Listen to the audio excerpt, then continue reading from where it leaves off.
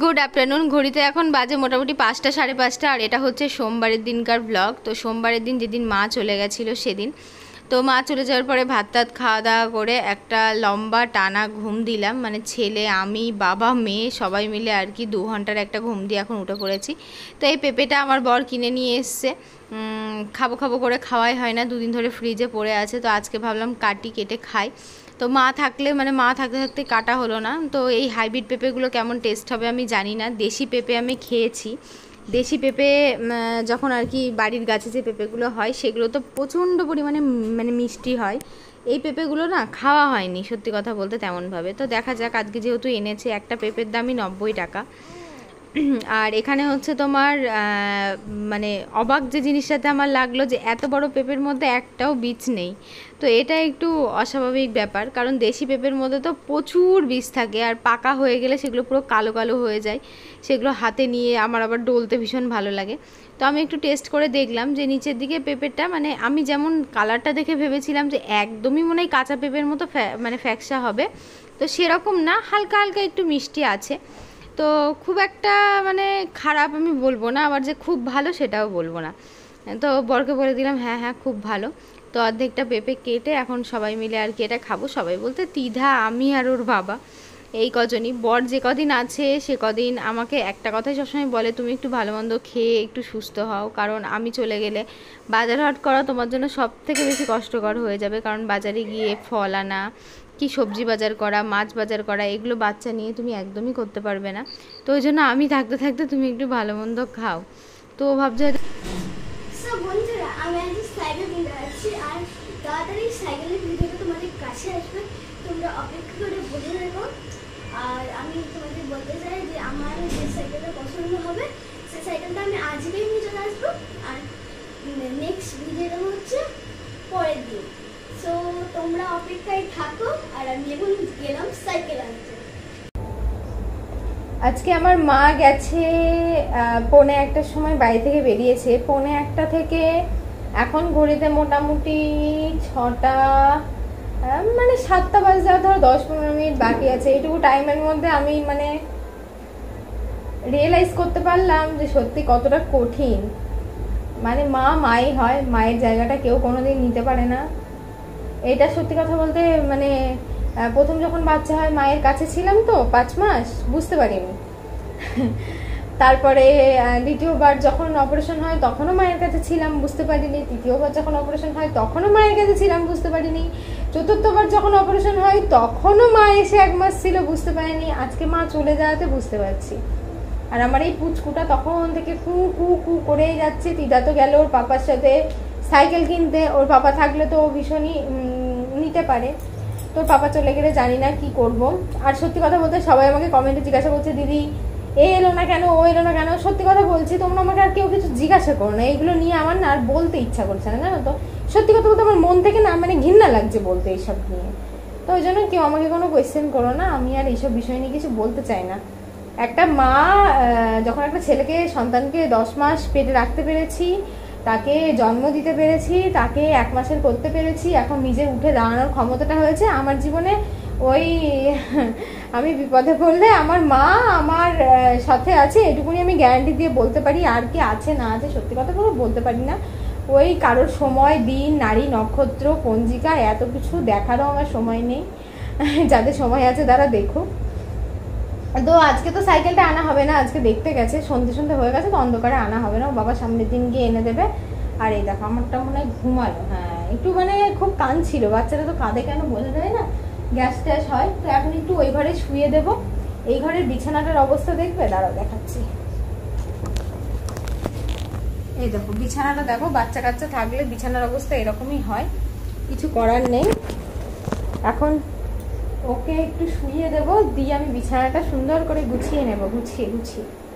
তো এখন ঘড়িতে মোটামুটি 9:30 বেজে গেছে, আর আমাদের খাওয়া দাওয়া হয়ে গেছে, মানে তিধার আমার। আমি ভাত খেয়েছি রাত্রে, আর আমার বর এখন মুড়ি খাবে। তো ভাবলাম তোমাদের সঙ্গে একটু শেয়ার করি, এরকমভাবে তোমরা কোনোদিন মুড়ি খেয়েছো কিনা। দেখতে পাচ্ছ রসুন, এই রসুনগুলোকে তেলে ভাজবে আর ডিম ভাজবে, ওইটা দিয়ে মুড়ি খাবে। তো রসুন ভাজা দিয়ে মুড়ি কিন্তু আমাদের ওদিকে অনেকেই খায়, আর আমার তো প্রথম প্রথম যখন দেখতাম তখন ভীষণই অবাক লাগতো যে এই আবার কি আজব খাওয়া, রসুন ভাজা দিয়ে মুড়ি, এ তো আমি জীবনে কোনো দিন আমাদের ওখানে কেউ খায়নি। কিন্তু আমার শ্বশুরবাড়ির ওখানে অনেকেই দেখি মুড়ি খাওয়ার জন্য মানে পেঁয়াজ ভাজা, রসুন ভাজা, ও তা মানে যা তা দিয়ে আর কি মুড়ি খেয়ে নিতে পারে। এদিকে আমার পুচকুটাও এডিট করতে করতে দেখতে পাচ্ছ কুকু সাড়া দিচ্ছে। বাচ্চাদের মধ্যে একটা কমন অভ্যাস হচ্ছে, ওদের একটু গ্যাস হলেই ওরা খুব মানে কুতায় আর কি। তো আমার বাবুরও আজকে একটু গ্যাস হয়েছে, আর দেখতেই পাচ্ছ কুকু করছে, মানে ঘুম আছে চোখে প্রচণ্ড, কিন্তু ঘুমাতে পারছে না। আর একটা কথা, আলাদা একটা ডিস্ট্রিক্টে বিয়ে হয়েছে বলে এটা বুঝতে পারছি যে কত ডিস্ট্রিক্টের যে কত রকম, মানে আলাদা আলাদা ডিস্ট্রিক্টের আলাদা আলাদা কথাবার্তা, আলাদা আলাদা খাওয়া দাওয়া, আলাদা চলন ধরন। মানে আমাদের নদিয়ার সাথে সত্যি কথা বলতে মুর্শিদাবাদের না মানে আকাশ পাতাল পার্থক্য, রাঢ় অঞ্চল বলে না, তো সেই কারণেই। আর এখন দেখো এই দুধটা জাল দিচ্ছি, এটাতে ছানা বানাবো, ছানা খেয়ে রাত্রে শুয়ে পড়বো। তো এটা হচ্ছে পরের দিন সকাল সকাল সকাল উঠে দেখতে পাচ্ছ এই কটা বাসন ছিল আর কি, বেশি নে ধুয়ে দিলাম বাসন কটা।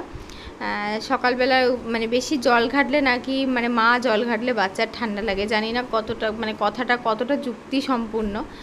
হয়তো সত্যি অনেকে বলে, বেশিরভাগই সবাই বলে যে বাচ্চার মায়েদের নাকি বেশি জল ঘাটতে হয় না, কারণ বাচ্চা যতদিন বুকে দুধ খায়, মায়ের বুকের দুধের উপর নির্ভরশীল যতদিন থাকে ততদিন বেশি জল ঘাটলে শরীর খারাপ করবে, কিন্তু কিছু করার নেই, করতেই হবে।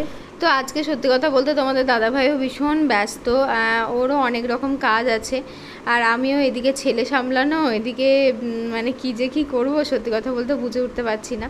তো আজকে আমার বাবুনার সারা রাত ভীষণ জ্বালিয়েছে জানো তো, মানে ঘুমাতে চাইনি, পেটে ব্যথা করছিল হয়তো, বাচ্চা মানুষ সব দিন তো আর সমান হবে না। তো এখন ভাবছি যে ওকে একটু ঘুম পাড়িয়ে দিতে পারলে আমি কাজকর্মগুলো সব মানে সেরে নিতে পারবো। তো এই ঘরে আর দিলাম না, কারণ দিনের বেলাতে না এই ঘরটা ভীষণ গরম হয়ে যায়, তো সকালে একটু রোদে দিই।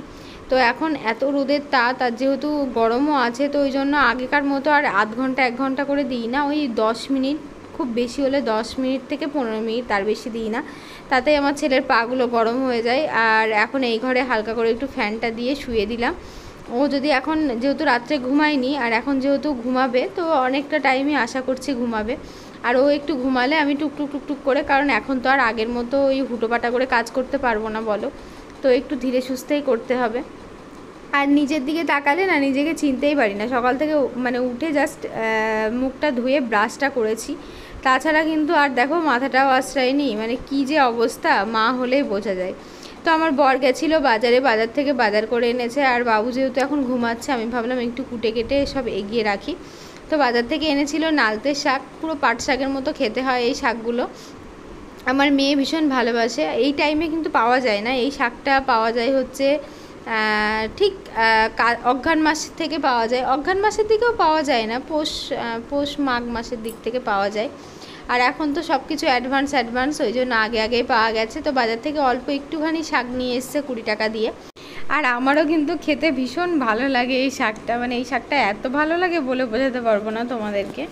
আমার ছেলের যেহেতু 1 মাস কমপ্লিট হয়ে গেছে, আমার বর আজকে গেছে হচ্ছে পৌরসভাতে ও জন্মের সার্টিফিকেটটা জমা দেওয়ার জন্য, ওটা খুবই দরকারি, আর না দিলে তখন হতে দেরি হবে। তো আমি এদিকে ও ঘরটা আমাকে মুছে দিয়ে গেছিলো, আমি বাসন কুসন ধুলাম, জামা কাপড় কাচলাম, সেগুলোকে মেললাম, স্নান করলাম, খেলাম, খেয়ে দিয়ে দেখো এদিকে ভাত চাপিয়েছি, আর এদিকে হচ্ছে শাকটাকে চাপিয়েছি। ছেলে ঘুমাচ্ছে, অনেক ভোরবেলায় উঠেছিল, এখন ঘুমাচ্ছে বলে ভাবলাম যেটুকুনি এগিয়ে রাখতে পারি। তবে বিশেষ করে কষ্ট হচ্ছে একটু, কি করব, কিছু করার নেই, হয়তো আর মানে 2 মাস রেস্ট পেলাম একটু সুস্থ হয়ে যেতাম, তো আজকে তো 1 মাস 2-3 দিন হলো, তো কিছু করার নেই। পেটটা একটু মোটা আছে, আর অনেকগুলো অপারেশন, তো পেটটা অ্যাকচুয়ালি একটু নিচের দিকে নেমে গেছে, চামড়াটা লুজ হয়ে গেছে, তো সেই জন্য না এই নাভির নিচে আর সেলাইয়ের উপরে এই 4 আঙুল জায়গাতে এত পরিমাণে ব্যথা, মানে হ্যাট হতে কষ্ট হচ্ছে। তো এই সব কাজে তো ধরো হ্যাট হয়ে, কিছু নেবো হ্যাট হয়ে, শার্ট মাখাবো হ্যাট হয়ে, সব কাজে হ্যাট হয়ে, কিছু করার নেই, কষ্ট হলেও করতে হবে। তো যে কদিন বর আছে ধরো ও তো অনেকটাই হেল্প করবে, যতটুকু পারবে হচ্ছে আমাকে হেল্প করবে, তারপরে ও চলে গেলে আর কি করবো দেখি। তো ছেলেকে নিয়ে বেশি কিছু রান্না করতে পারিনি, এইটা হচ্ছে সেই শাকটা রান্না করেছি, আর রান্না বান্না কিছু শেয়ারও করিনি, একদম নর্মাল রান্না। আর ফুলকপি দিয়ে আলু দিয়ে মাছের একটু ঝোল করেছি, আর তার সাথে ছিল হচ্ছে উচ্ছে ভাজা। তো এই হচ্ছে দুপুরের রান্না। দিদি আর ভাইয়ের মুখটা পুরো একই রকম বসানো, একই রকম বসানো। আমার মেয়ে আজকে শোকেসের অবস্থাটা দেখো কি করেছে, পুরো একদম সব জিনিসপত্র বার করে এলোমেলো করে ছিটিয়ে রেখে দিয়েছে। তো এখন ভাবছি বসে বসে আমার ছেলে একটু ঘুমাচ্ছে, যতক্ষণে ঘুমাচ্ছে ততক্ষণে ভাবছি একটুখানি গুছিয়ে নিই ঘরটাকে, কারণ সবসময় এলোমেলো হয়ে থাকলেও না দেখতে ভালো লাগে না, এত খারাপ লাগে। শোকেসের সমস্ত জিনিসগুলো নামিয়ে ভালো করে মুছে আবার দেখো একটুখানি যেটুকুনি পারলাম গুছিয়ে নিলাম। তো আজকের ব্লগটা এখানেই শেষ করছি। সবাই খুব ভালো থেকো, সুস্থ থেকো, সাবধানে থেকো। নেক্সট একটা ভিডিওতে আবার দেখা হবে। টাটা।